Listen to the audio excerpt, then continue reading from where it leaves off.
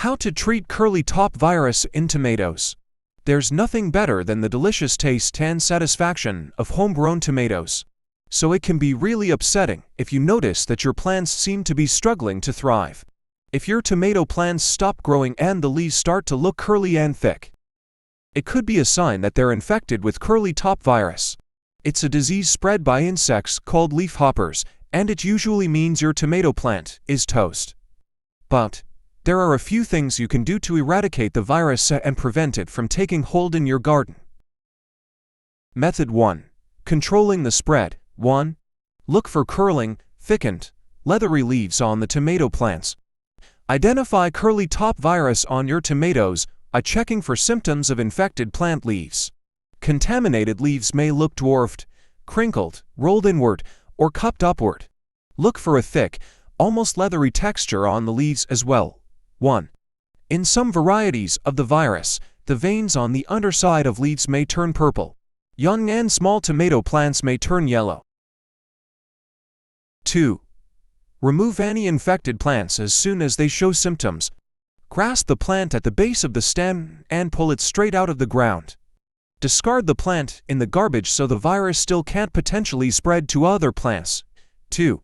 Because the curly top virus is transmitted by leafhoppers, it can't spread just by coming into contact with your other plants. However, the leafhoppers can still spread the virus if they eat the leaves of the infected plant. 3.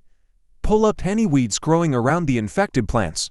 Weeds in the area around your garden can carry the virus and will show similar signs of infection.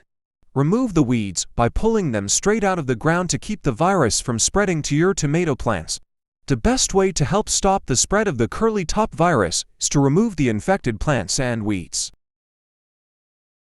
4. Cut back the top to encourage side growth to try to save the plant. If you want to try to save your tomato plant, use pruning shears, gardening scissors, or a sharp knife to cut back the plant. Focus on removing the top and center to encourage side branches to grow and extend to give it a better chance at survival. Most tomato plants infected with curly top virus will likely die, but there's a small chance that the plant will survive and bear fruit. Infected plants usually produce fruit that ripens prematurely or looks dull and wrinkled, though. Keep in mind that leaving the plant in your garden can cause the virus to spread if you have leafhoppers. Maintain good garden hygiene. Regularly clean your gardening tools, equipment, and pots to prevent the spread of diseases in the garden.